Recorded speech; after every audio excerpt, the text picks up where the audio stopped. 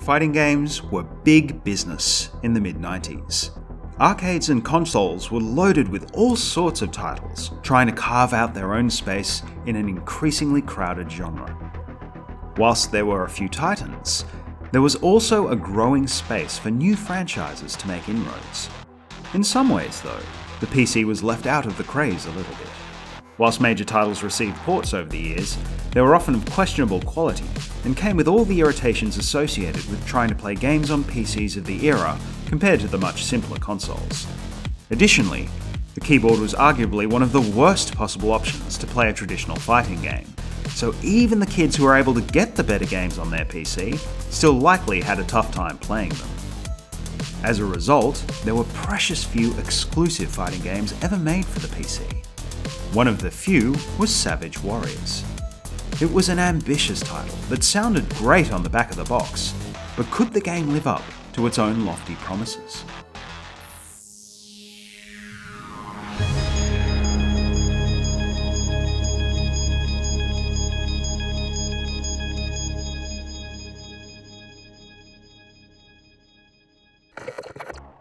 Savage Warriors was a PC-exclusive fighting game. Released by Mindscape in 1995, it has a very European flavour to it. From the slight French accent of the announcer to the artistry of the backgrounds, the overall feel of the game is completely different to the more well-known fighting games of the era. The varied characters reflect the game's backstory. Warriors from throughout history have been plucked from the time stream to compete in a tournament on a mysterious island. It's a very similar setup to other fighting games in the mid-90s, such as Eternal Champions. This is why you'll see pirates, monks, gladiators, and more in the list of characters to choose from. Fights are multi-dimensional, with the ability to interact with the environments to overcome your opponents. There are also weapons to consider, with additional fighting mechanics around disarming opponents, as well as using them yourself. There are even flashy 3D elements to the fight, such as a replay system and a cheat that turns the game into a rudimentary 3D fighter. So on paper, this all sounds fairly innovative and impressive. Unfortunately, this mishmash of features never quite comes together into a game that's very fun to play. Let's talk graphics for a moment. There are some nicely drawn backgrounds here that are crying out for some equally high quality sprites for the characters.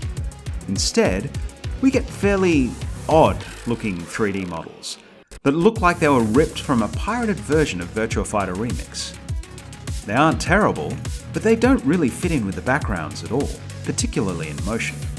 The animations are very woolly, looking okay in isolation, but absolutely terrible in context during the fights themselves. The hit detection is a bit off, with animations bouncing off one another and leaving attacks feeling very floaty as a result. It all adds up to a game that never looks quite right. The fights themselves don't live up to the promise of the different mechanics the developers tried to implement. Some attacks are simply better than others, and it's hard to justify using certain techniques. The interactive environments and weapons are usually much more fiddly than they're worth, so matches often devolve into each fighter using the same 2 or 3 attacks and seeing who can pump them out faster. The developers clearly threw a lot of things at the wall when working on Savage Warriors. Unfortunately, very few of them stuck.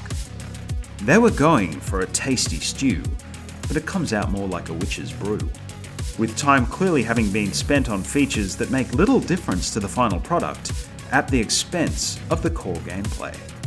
It's not the worst fighting game ever, and it's a fun curiosity to mess around in for an hour, but don't expect it to leave a lasting impression.